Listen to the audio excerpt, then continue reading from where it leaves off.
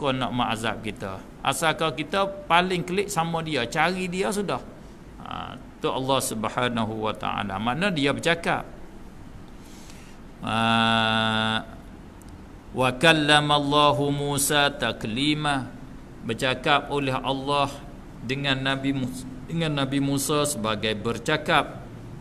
Allah kata dia bercakap dengan Nabi Musa.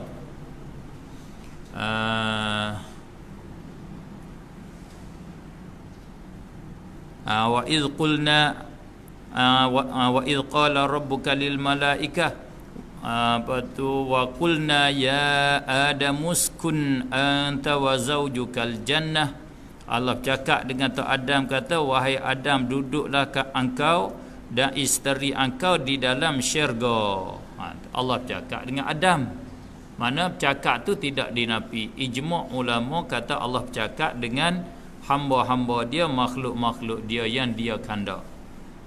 Tapi hak kita duk bercara kata Allah bersifat dengan sifat kalam ni bukan dengan mana Allah bersifat dengan berkata-kata. Ni tajuk hak ni tajuk lain, berkata-kata tu tajuk lain. Tu maksud. Orang awam dia suka kata berkata-kata tu dah lah hak kita duk bercara. Oleh itu kalau begitu tarjamah yang tak membawa kepada semabul dengan yang demikian itu, dengan berkata-kata dan bercakap, bahawa dikatakan perkata. Itulah cara taksir bertukar. Taksir bertukar dengan masdar, taksir bertukar dengan yang bukan murad. Berkata-kata tu bukan murad. Murad di sininya hak lain, kerana sini sifat ma'ani. Berkata-kata tu bukan sifat ma'ani. Sifat ma'ani sifat yang ada pada zat. Berkata-kata bukan sifat yang ada pada zat. Berkata-kata tu amrun i'tibari nama dia. Sebab tu tarjamah hak takwis mabuk, sifat kalam hak kita duk bercara ni satu sifat yang Allah berkata-kata dengan dia.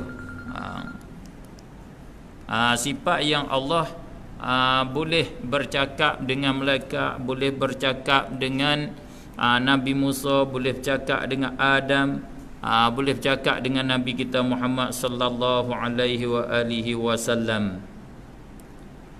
Maka pasal Tuhan bersifat dengan dia, dengan perkata, dengan kalam, itulah berkata-kata ia Allah dengan siapa-siapa, dengan mereka yang ia kandak. Bila dia bersifat dengan kalam perkata tu, dia tak bisu. Bila dia tak bisu, itulah dia boleh bercakap dengan siapa-siapa yang dia kandak. Dia bercakap dengan Nabi Musa, dia bercakap dengan malaikat Jibril, dia bercakap dengan Israel, macam-macam lah makhluk dia yang dia kandak. Dan pasal ada padanya, kerana ada pada Allah tu sifat itu, sifat perkata tu, dia Allah tak bisu. Tu kata dia tak bisu. Walau tak bercakap pun dia panggil tak bisu. Sepengah kita orang boleh bercakap, bila tak bercakap dia panggil tak bisu. Bila tak bisu itulah boleh kata, kalau di dalam bahasa Arab sentiasa dia bersifat, sentiasa dia bercakap. Kalau terjemah Melayu betul-betul, lam yazal mutakallima. Hak sebenar bukan dia panggil dia bercakap sentiasa. Dia ada sifat kalam. Bila ada sifat kalam, makna sentiasa dia ada sifat kalam, tak boleh panggil dia bisu. Tak panggil bisu panggil. Itu dia panggil dia berkata selama-lama. Bukan berkata makna bercakap selama-lama. Berkata selama-lama dengan makna dia bersifat dengan sifat kalam tu. Dan sifat kalam itu bukan ia daripada bangsa huruf suara. Dia bukan huruf, bukan suara. Zahir bukan huruf suara tu. Zahir ia keadaan sifat kalam bukan daripada bangsa huruf suara, dengan selekeh-lekeh perhati. Dengan perhati mudah-mudah.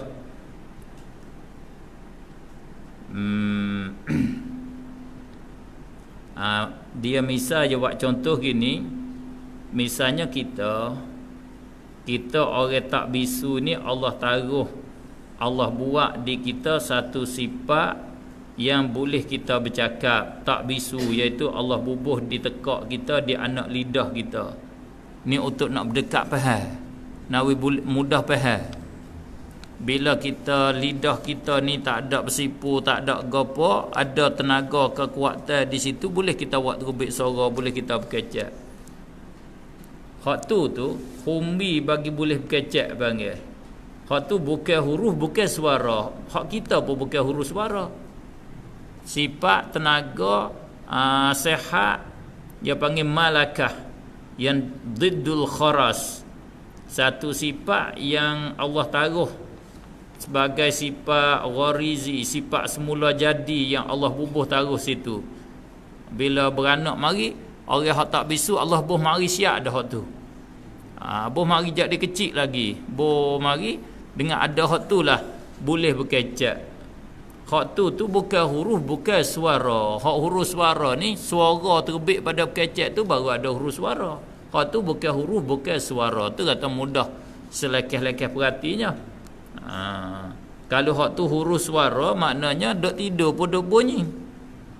Orang tak berkecak sebab orang tak bisu ni, dia ada sifat hak tu. Ada hak tu bila huruf suara dok bunyi sama. Ada sebab huruf suara bunyi gapo, tak tahu nak bunyi hak berkecak gapo. Tu kata hak humbi bagi boleh berkecak tu bukan huruf suara, dengan selekeh-lekeh perhati.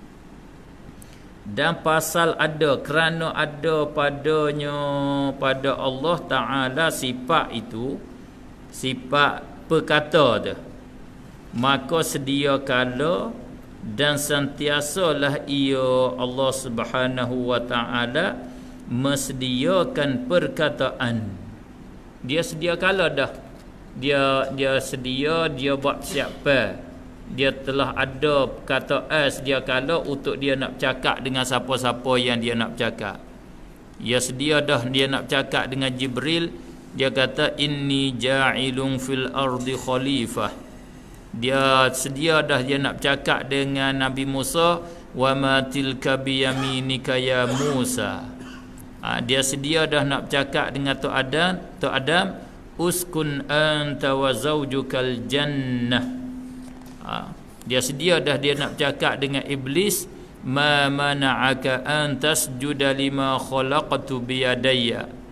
Mana semua mukhatab dia, orang makhluk dia yang dia nak bercakap tu, Allah telah sedia cakapan perkataan sedia kala untuk nak bercakap dengan mereka.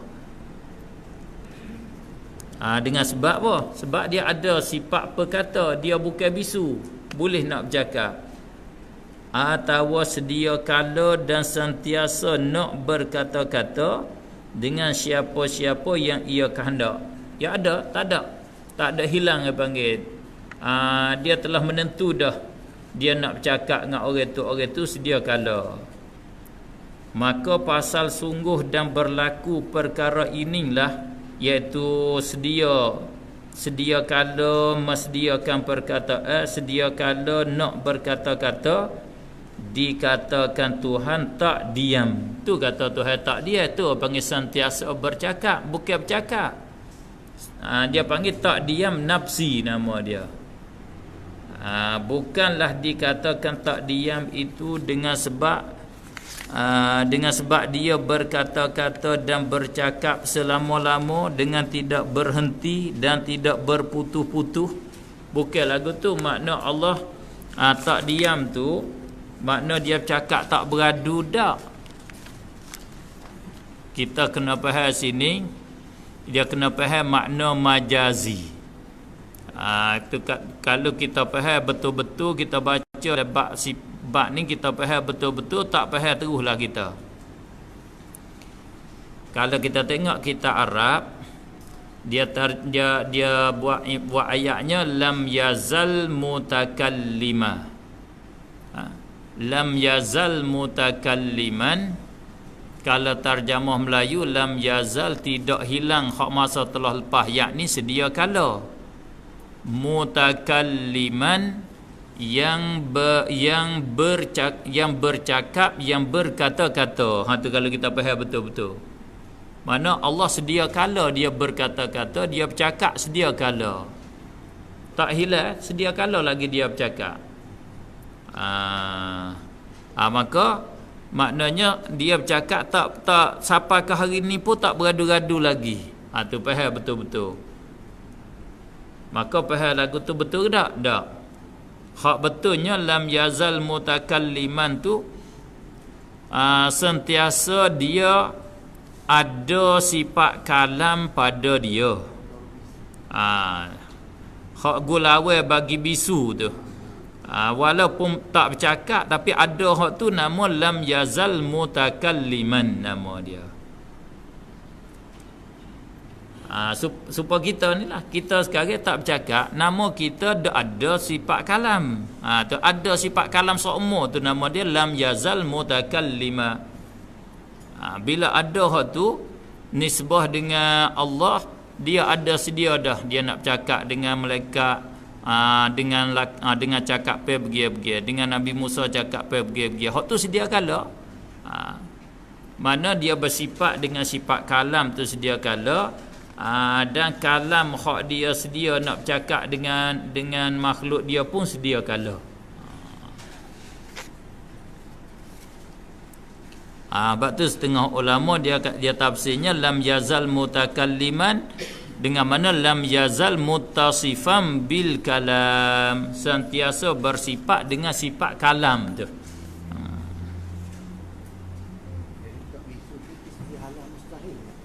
Ya. Ya. Hanya yang selama-lama dengan tidak berputus-putus itu dua perkara jua di sini. Hak tak putus tu dua.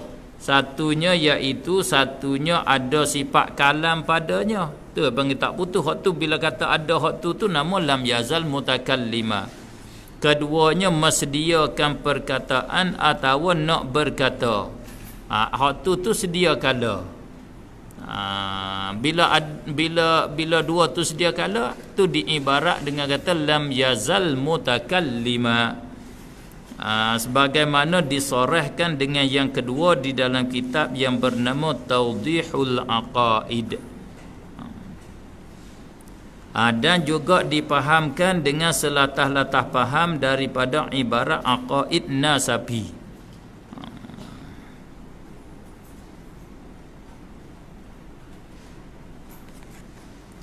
Sakat tu dulu. Ada pun berkata dan perkataan itu, maka baru keduanya. Wallahu a'lam.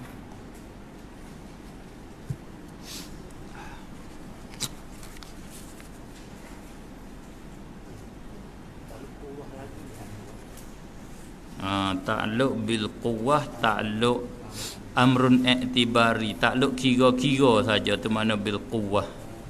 Ta'alluq bil fi'li tu ta'alluq sungguh. Hak berlaku ta'alluq, berlaku dengar sungguh, dia panggil ta'alluq bil fi'li, hak sungguh. Ta'alluq sungguh hak tu, bila sungguh nama dia bil fi'li. Kalau ta'alluq kira ya kita tak ada lagi. Allah boleh ke tak dengar kita, boleh ke tak lihat kita, boleh. Tu kira aja, bukan je dengar lagi, kira-kira boleh dengar aja, panggil ta'alluq bil quwwah nama dia. Amrun i'tibari.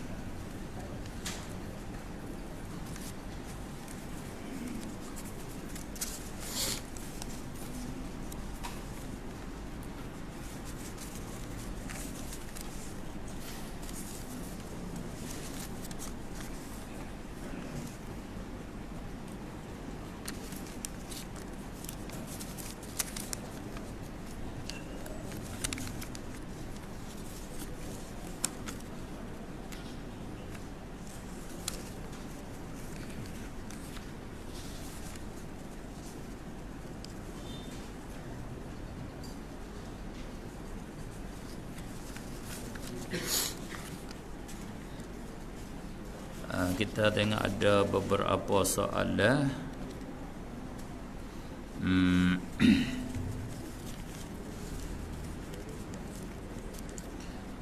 Bolehkah orang perempuan menziarah kubur sekiranya tidak timbul fitnah?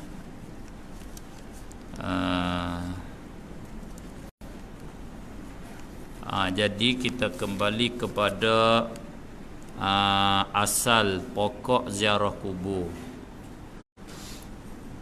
Asal pokok ziarah kubur, ijma' ulama di atas sunatnya. Tu asal dia. Ziarah kubur pada awal-awal Islam dilarang. Nabi larang tak boleh ziarah kubur. Selepas daripada Islam tu kejap, Nabi membenarkan ziarah kubur. Dengan Nabi membenar tu nasakh larang ziarah kubur. Dengan itulah ijma' ulama sunat ziarah kubur. Itulah maksud hadis Nabi kata kuntu nahaitukum an ziyaratil quburi. Adalah aku dulunya nahaitukum tegah aku akan kamu an ziyaratil qubur daripada ziarah kubur. Dulu aku larang buat ziarah kubur. Fazuruha, lagi akan datang ni maka ziarahlah kamu akan dia. Kok depan ni ziarahlah, dulu aku larang, kok depan ni ziarahlah. Fa innaha tudzakkirul akhirah wa tuzahhidud dunya. Kerana ziarah kubur tu dia memperingat akan akhirat. Bila pergi ziarah kubur buat we ingat kepada mati, ingat nak semaya, ingat nak sedekah, ingat nak baca Quran, we ingat kepada syurga neraka, ingat kepada azab dia. Tu faedah ziarah kubur. Wa tuzahhidud dunya, dan mazahid ia akan dunia, buat we tinggal dunia. Bila ziarah kubur, buat we tak kasih kepada dunia, tak kasih dah. Oh mati tak ada buat pergi sorah buk. Ni orang kaya ni kubur orang kaya. Rumah dia tak ada wagi dak. Kereta gemaha dia tak ada wagi. Tak ada boleh pas sekarang. Dia jadi tak galak kepada dunia bila ziarah kubur. Dengan hadis itu ijma' ulama kata sunat ziarah kubur. Kama dia sunat ziarah kubur ni bagi siapa? Tutup ziarah kubur di atas siapa? Orang jantan saja ke orang betina? Gatik masuk dalam tu. Situ tempat khilaf di antara ulama. Orang jantan cerak. Tak ada khilaf orang jantan sunat ziarah kubur. Sunat. Kita tak usah peduli, tak usah buat pada, tak usah buat kira lah perkataan orang jahil. Kita tunai perintah Allah, wa'arid 'anil jahilin, berpalinglah kamu daripada orang jahil, yakni orang tak reti, orang tak faham. Walaupun dia tu ilmu banyak tapi tak reti, tak faham. Kita tak usah pakarlah dia. Pendapat hak kata tak boleh ziarah kubur, bid'ah ziarah kubur, syirik ziarah kubur, ikutlah nak kata apa tu, itu tak boleh kita pakar. Sebab ijma' ulama dah sabit di dalam hadis sahih, tak boleh nak ingkar dah. Siapa kata tak boleh ziarah kubur lagi, bid'ah ziarah kubur, orang tu ingkar hadis Nabi sallallahu alaihi wa alihi wasallam. Bahkan dalam Quran pun suruh juga. Tu maknanya orang ingkar tu dia ingkar ijma' ulama. Ingkar ijma' tak boleh. Lebih lagi pula ingkar ziarah kubur Nabi pula dah. Tu bawa ke Ibnu Taimiyah, tak sunat kita ziarah kubur Nabi. Siapa tangga tu pendapat dia. Bila kosak nak pergi ziarah kubur saja tak boleh semaya jamak, tak boleh semaya kosak. Kerana ziarah kubur, niat ziarah kubur itu maksiat. Tak boleh, itu pendapat yang salah. Orang betina tu khilaf ulama. Adakah disuruh atau tidak? Maka bila khilaf itu kita kembali kepada maslahah kita kembali kepada dalil yang kuat. Hak mana kuat dalil, hak mana ada maslahah. Pertama di dalam bab hukum, kita kembali kepada dalil dulu. Tak boleh kembali kepada maslahah. Kalau dalil boleh, bolehlah. Maslahah tu hak kita baca. Bukan hak Nabi, bukan hak Tuhan. Kita fikir lagu ni maslahah, lagu ni baik, lagu ni tak baik, tu hak kita. Kita hak baik pun kita kata tak baik belana-lana. Bertanya puasa baik ke tak baik? Kita fikir tak baik lah, apa lebih lagi orang ada kerak-pak. Tak boleh, kitanya baca ikut dia kitanya. Tapi bila dah hak Tuhan suruh puasa, kita baca oh baik puasa, ada maslahah. Tu baru kena. Puasa ni ada kebaikan. Boleh meledakan darah tinggi, boleh menurunkan keciman ni, boleh menghilang beberapa penyakit. Boleh ada baca maslahah tu lah. Hak hukum Tuhan tu hak ada maslahah sungguhnya. Bukan hak belawai tu kita yang kata ada maslahah. Hak sungguhnya hak belawai tu nama dia ada madarrah, ada kemudaratan. Kamar dia kalau kita tengok kepada hujah, kepada dalil, orang betina tidak diistisna daripada ziarah kubur, tak ada. Bila tidak diistisna, masuk di dalam suruh fazuruha. Suruh tu suruh masuk belakang jantan betina, supaya dia suruh semaya. Dalam Quran suruh semaya. Orang betina masuk tak dalam suruh semaya? Betul lah. Kalau tidak, orang betina tak kena semaya. Dalam Quran Allah suruh semaya, aqimus solah. Masuk dia suruh orang jantan, orang betina masuk dengan automatik di dalam tu. Fazuruha, ziarahlah kamu. Hak tepat jadi khilafnya kerana ada hadis la'anallah zairatil kubur, laknat Allah perempuan-perempuan yang ziarah kubur. Maka ulama kita tanggung hak kata laknat perempuan hak ziarah kubur itu bila ziarah hak belum daripada diizin oleh Rasulullah sallallahu alaihi wasallam. Yang kedua ditanggung di atas kata zairatil kubur, tanggung di atas riwayat zawaratil kubur, yang banyak ziarah kubur. Ajak ziarah kubur semata, pagi ziarah kubur, petang ziarah kubur, 2 hari ziarah kubur. Hak tu dilaknat. Bukan laknat betul ziarah kubur. Laknat betul jadi ziarah kubur tu ada nakput. Nakput ke mana tahu? Dia pergi acak tu jelah tu. Giduk berjanji nak jumpa kat tepi-tepi kubur tu. Pergi ziarah kubur tu bukan ziarah nak ambil ingat akhirat tu dak. Bila dia pergi acak tu. Situ tanggung di atas tu. Dalilnya Siti Aisyah radhiyallahu taala anha dia ziarah kubur. Rasulullah sallallahu alaihi wasallam ajar dia. Dia tanya Rasulullah, bagaimana bila aku pergi ziarah kubur, aku nak baca lagu mana? Nak baca gopo? Rasulullah ajar dia, assalamualaikum diyara qaumin mu'minin wa inna insyaallahu bikum lalahiqun nas'alullaha lana wa lakumul afiyah. Rasulullah ajar Siti Aisyah doa ziarah kubur. Kalau tak boleh ziarah kubur, Nabi ajar apa? Siti Aisyah betina cerak, tak ada orang kata jatah. Ada orang kata Siti Aisyah jatah? Tentulah Siti Aisyah betina, isteri Rasulullah. Tanya Rasulullah cara ziarah kubur, Rasulullah ajar. Rasulullah tak kata tak boleh mu orang perempuan. Tak. Oleh itu yang kuat ni sebuah dalil orang betina boleh ziarah kubur. Sunat juga supaya orang jatah. Sebab asal hukum supaya jatah dengan betina tak ada beza.